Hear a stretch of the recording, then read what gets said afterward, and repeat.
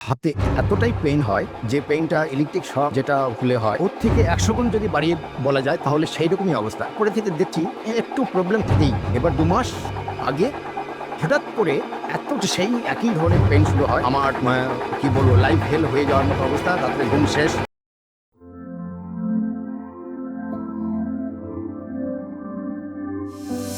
আমাদের সঙ্গে মিস্টার বৈদ্য রয়েছেন। উনি আমাদের থেকে থেরাপি, ওনার যে ঘাড়ের যে প্রবলেমটা ছিল এবং হাতের যে সমস্যাটা ছিল যেটাতে উনি অনেক দিন ধরে সাফার করেছেন, তো উনি আমাদের কাছে ট্রিটমেন্ট কমপ্লিট করেছেন। ওনার মুখ থেকে একটু শুনে নিই যে উনি ঠিক কি সমস্যা নিয়ে আমাদের কাছে এসেছিলেন এবং এই যে সমস্যাটাতে উনি ভুগেছেন সেখানে উনি কি কি সিমটমস উনি ফিল করেছেন। 8 মাস আগে আমার হঠাৎ করে হাতে এতটাই পেইন হয় যে পেইনটা ইলেকট্রিক শক যেটা হলে হয় ওর থেকে 100 গুণ যদি বাড়িয়ে বলা যায় তাহলে সেই রকমই অবস্থা। এরকম 3 দিন হলো ডাক্তার দেখিয়ে আমি ওষুধ খেলাম, 3 দিনের মধ্যে সেই ব্যথাটা কমে গেল, কিন্তু সিমটম কিছুটা থেকে গেল। উনি সাজেস্ট করলেন ফিজিওথেরাপি করার জন্য।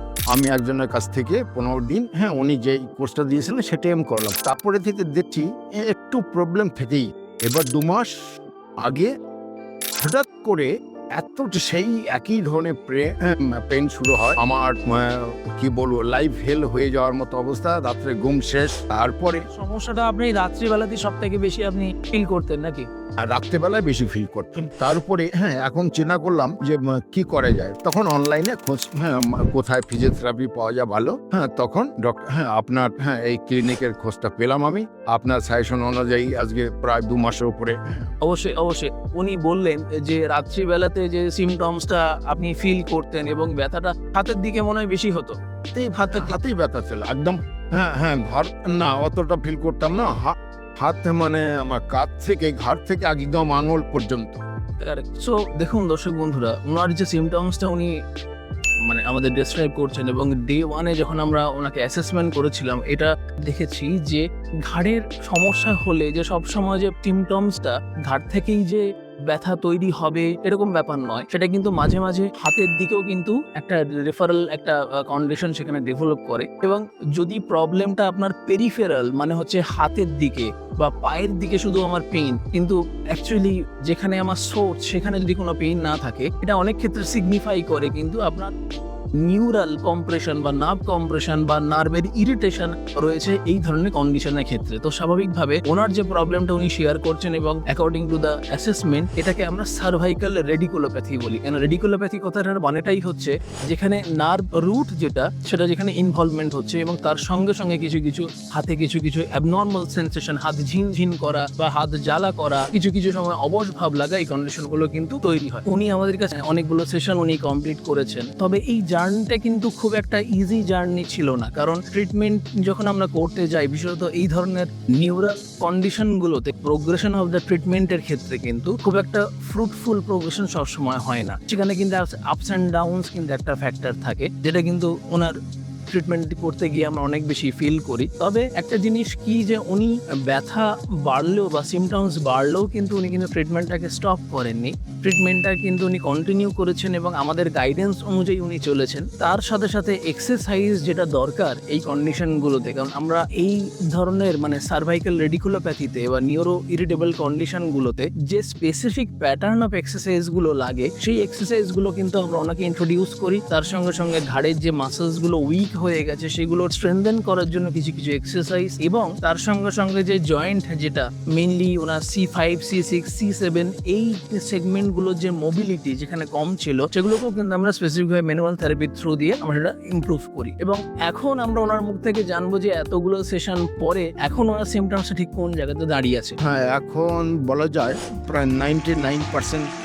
Wow, that's a great achievement. মানে 99% উনি যেটা বলছেন সেটা কিন্তু এই ধরনের নিউরো ইরিটেবল কন্ডিশনে এটা কিন্তু একটা বিশাল বড় একটা ইমপ্রুভমেন্ট। তবে আমি আপনাকে একটা জিনিস আমি জিজ্ঞেস করতে চাই, আপনার ইমপ্রুভমেন্টটা তো সত্যি আমাদের কাছে একটা অনেক বড় একটা মানে প্রাপ্তি, কারণ আপনার যে রিকভারি প্যাটার্ন যেটা ছিল সেটা কিন্তু খুব একটা ইজি প্যাটার্ন ছিল না। কারণ সিমটমসটা মাঝে মাঝে অনেকটাই হঠাৎ করে অ্যাগ্রিভেশন হয়ে যায়, কিছুদিন আমাদের থেরাপি স্টপ রাখতে হয়, আমরা আবার নতুন করে থেরাপি স্টার্ট করি। তো এই প্রোগ্রেশনের মধ্যে দিয়ে আমরা গেছি। আচ্ছা, আমি একটা কথা আপনাকে জিজ্ঞেস করি যে আপনি ট্র্যাকশনও নিয়েছেন, আপনি মেডিসিনও নিয়েছেন, আচ্ছা, ফিজিওথেরাপি ট্রিটমেন্টটা কেন আপনার মনে হয় যে এই কন্ডিশনের জন্য খুব জরুরি, যদি আপনার আমাদের দর্শক বন্ধুরা কিছু বল। বেস্ট মাই নলেজ আমার মনে হয়েছে ফিজিওথেরাপির বিকল্প কিছু হতে পারে না। হ্যাঁ, এর জন্য একমাত্র মেডিসিন হচ্ছে ফিজিওথেরাপি, সেকেন্ড অপশন হচ্ছে মেডিসিন। তখন আমি মেডিসিন খেয়েছি, হ্যাঁ পেন কিলার খেয়েছি, কোনো রকম কাজ হয়নি।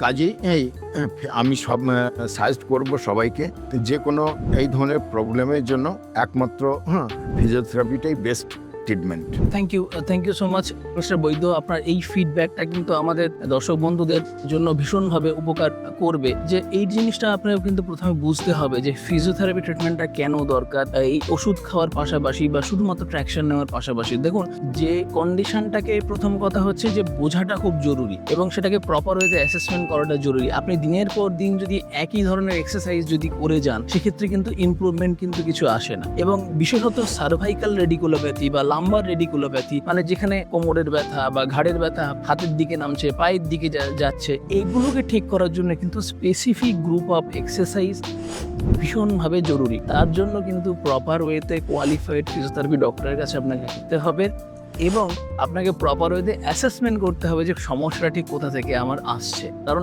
নার্ভ কম্প্রেশন কিন্তু শুধুমাত্র ঘাড়েই যে হবে এমন কোনো কথা নেই, বা কোমরেই যে হবে এমন কোনো কথা নেই। নার্ভ কম্প্রেশন যে কোনো জায়গাতে কিন্তু হতে পারে। সেই অনুযায়ী ট্রিটমেন্ট, সেই অনুযায়ী কিন্তু এক্সারসাইজ করাটা কিন্তু মাস্ট। তা আপনারা যারা এই ধরনের প্রবলেমে যারা যদি সাফার করে থাকেন, আমাদের ক্লিনিক রয়েছে পশ্চিমপাড়া খড়দাতে এবং আমরা প্রতিদিনই আমাদের এই ক্লিনিক খোলা থাকে বিকাল 4টা থেকে রাত 9টা অবধি। তারা মনে করছেন তারা অবশ্যই আমাদের ক্লিনিকে যোগাযোগ করুন। ধন্যবাদ।